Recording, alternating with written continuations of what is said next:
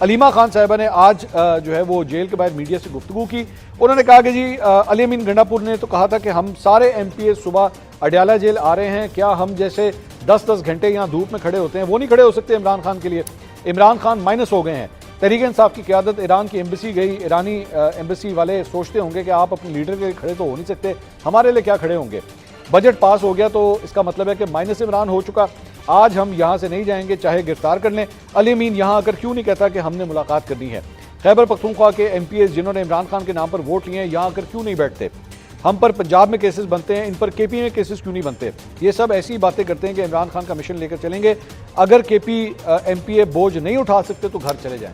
तो यानी अलीमा खान साहिबा भी जो हैं अब केपी के जो एमपीएस हैं, केपी के जो चीफ मिनिस्टर हैं, उनसे तंग आ चुकी हैं कि जी मजीद आपकी ये जो दोगली पॉलिसी है ये हमसे बर्दाश्त नहीं हो सकती। ये तो है फैक्चुअल सिचुएशन, किसने क्या कहा, हुआ क्या है, ये सारी चीजें मैंने आपके सामने रख दी।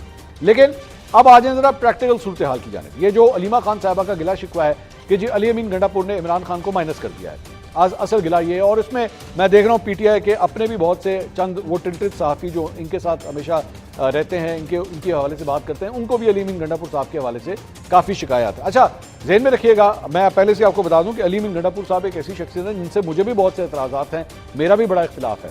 लेकिन अगर आप एक्चुअली प्रैक्टिकल सिचुएशन को उठा के देखिए तो यहाँ पे सूरत हाल कुछ इस तरह बन रही थी कि अगर ये कहा जा रहा था चंद माहिरीन की जानिब से, आईनी माहिरीन की जानिब से, कि अगर केपी गवर्नमेंट जो है अपना ये बजट मंजूर ना करती, फाइनेंशियल बिल जो है उसे अगर अप्रूव ना करती तो ये असेंबली रिडंडेंट हो जाती और ये असेंबली जो है वो पास ही, ये असेंबली जो है वो टूट जाती ऑटोमेटिकली। हुकूमत जो केपी गवर्नमेंट की हुकूमत है वो टूट जाती।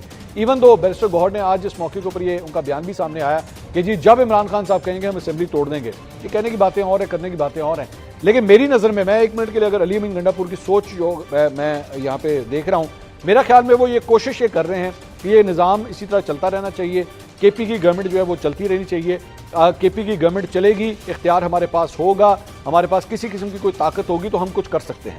आज अली अमीन गंडापुर सीएम होने के नाते बहुत से दरवाज़ों के अंदर दाखिल हो सकते हैं, बहुत से दफातर में जो है वो लोगों से मिल सकते हैं, आर्मी चीफ के साथ भी उनकी मुलाकात हो सकती है, प्राइम मिनिस्टर के साथ भी उनकी मुलाकात हो सकती है।